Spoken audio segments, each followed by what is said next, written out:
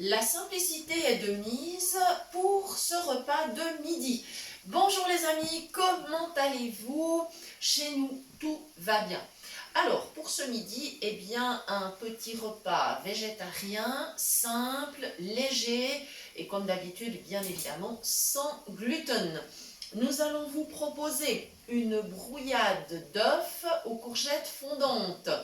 Alors, nous utilisons des courgettes aujourd'hui parce qu'on en trouve encore de belles et savoureuses. Mais la saison arrive gentiment à son terme et on va dire que dans l'hiver, eh bien, d'autres légumes pourront être utilisés pour cette recette. Encore une fois, il faut faire en fonction des saisons. Alors, tout simplement, le petit bruit que vous entendez, eh bien, ce sont les courgettes qui mijotent depuis un petit moment. Alors, la première étape, j'ai pris du beurre, une belle lichette de beurre, il ne faut pas lésiner. Ensuite, j'ai épluché et coupé en petits morceaux 4 courgettes moyennes. Voilà, ce ne sont pas des trop grandes. Je les ai mis à rissoler tout doucement sur feu moyen. Et j'ai ajouté de la sauce de soja et de l'ail en poudre. Alors évidemment, au niveau des assaisonnements, vous êtes entièrement libre.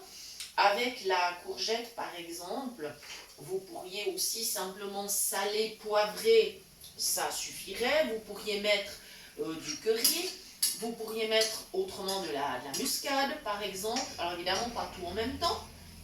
Voilà, c'est un légume qui est tellement neutre qu'il permet beaucoup de variations au niveau de l'assaisonnement. Ça pourrait être aussi des herbes, un petit peu de basilic avec un petit peu de tomate ou concentré de tomate, enfin comme vous voulez, ou de sauce tomate.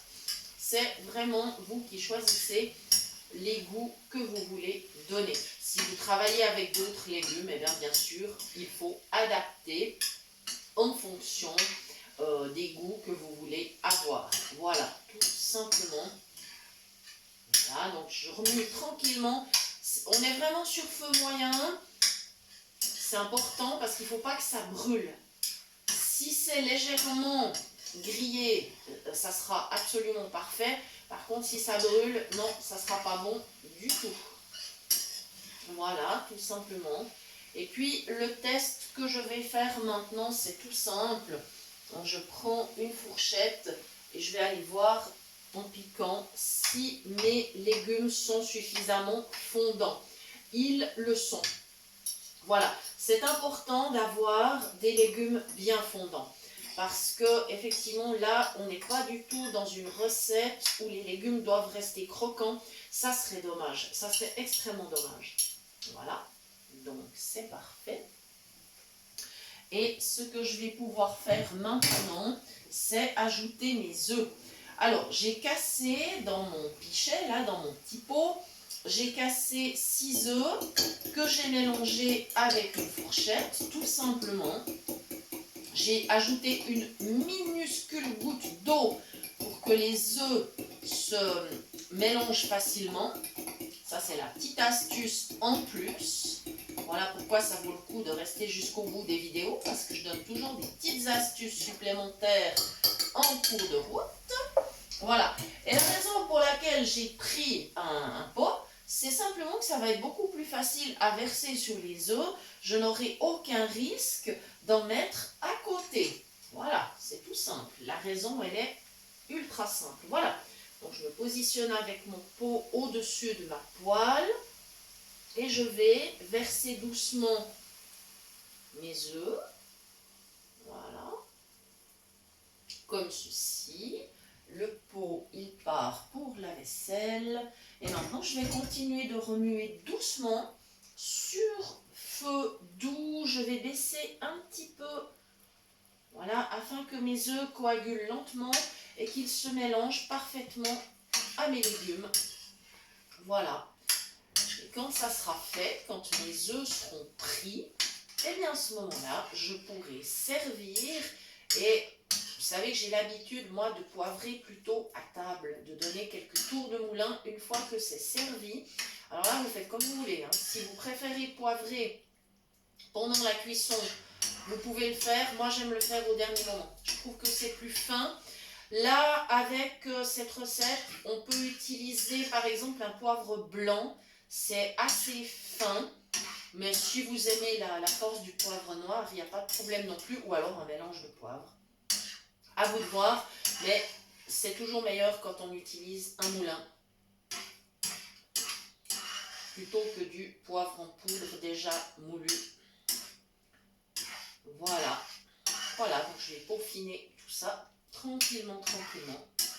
Voilà, il me reste à vous remercier. Vous pouvez accompagner cette recette si vous souhaitez avec un féculent. Pourquoi pas des petites pommes de terre, pourquoi pas un reste de riz, pourquoi pas quelques pâtes ou autre garniture, quinoa, polenta, ce qui vous fait plaisir. Millet, pourquoi pas. Couscous de maïs, puisqu'on est sur du sans gluten. Voilà, donc vous avez vraiment, vraiment le choix. Alors, je vais vous remercier d'avoir suivi cette recette. Merci à tous ceux qui partagent. Merci pour vos commentaires. Merci pour vos j'aime. Merci pour vos messages, vos emails. On apprécie énormément. Merci, vraiment merci. Merci à tous les groupes qui nous accueillent. Merci bien sûr à vous tous qui nous suivez. Et merci aux nouveaux abonnés de nous avoir rejoints. On a eu pas mal de nouveaux abonnés, donc merci, merci. C'est absolument super. On est très très très reconnaissant de tout ce qui nous arrive de bien en ce moment.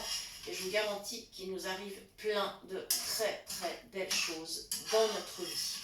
Voilà, voilà les amis. Merci de nous avoir suivis et je vous donne rendez-vous très bientôt sur notre chaîne, sur notre page Facebook pour de nouvelles idées cuisine. À bientôt et bon appétit!